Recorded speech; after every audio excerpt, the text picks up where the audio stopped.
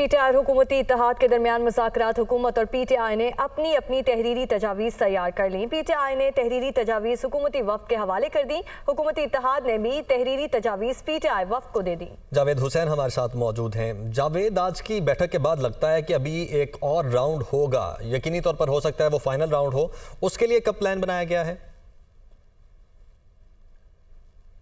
जी बिल्कुल, इस हवाले से जो आज मुज़ाकरात का तीसरा मरहला जो नज़र आ रहा था कि तीसरा मरहला है, लेकिन वफाकी वज़ीर ख़जाना इसहाक़ डार ये कहते हैं कि 2 वर्चुअल इजलास हुए, तो ये 5वां मुज़ाकराती मरहला था, जिसमें अब ये दिखाई दे रहा है कि एक मरहला जिसे हतमी मरहला कहा जा रहा है वो चंद रोज़ में फिर होगा। और इसकी वजह ये बताई गई हुकूमती इत्तेहाद की जानिब से, इसहाक़ डार की जानिब से, कि शाह महमूद कुरैशी की अहलिया चूँकि बीमार हैं और उन्होंने कराची रवाना होना है, तो इस सिलसिले में उनको फ़ौरी तौर पर जाना पड़ा है, जिसके बाद फिर जो है वो तय किया जाएगा कि अब हतमी मरहला जो है वो कब उसका इनेकाद किया जाएगा। तो इस हवाले से एक मरहला अब होना बाकी है, जिसमें तमाम चीज़ें जो कि आज डिस्कस हुई हैं वो उसे तहरीरी तौर पर मुआहदे की शक्ल दी जा सकती है और उसके बाद फिर मामला आगे बढ़ेगा। तो इस हवाले से आज जो पेशरफ्त की बात की गई हुकूमती वफ़द की जानिब से भी और पीटीआई की तरफ से भी एक जो तजावीज़ थी वो तैयार की गई, तो दोनों जानिब से हुकूमती इत्तेहाद और पीटीआई के जो वफूद थे उन्होंने जो तहरीरी तजावीज़ थी वो एक दूसरे के साथ उसका तबादला किया।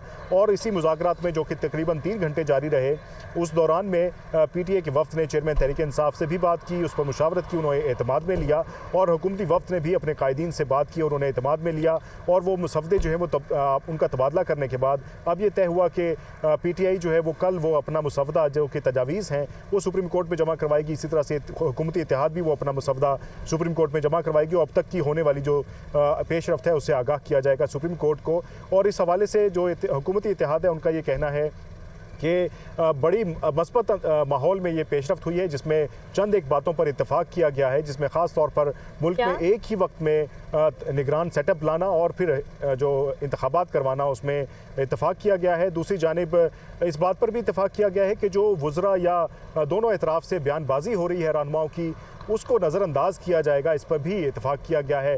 और इसी तरह से बयानबाजी को भी नज़रअंदाज किया जाएगा। जावेद, बहुत शुक्रिया आपका, आप डिटेल्स फराहम कर रहे थे।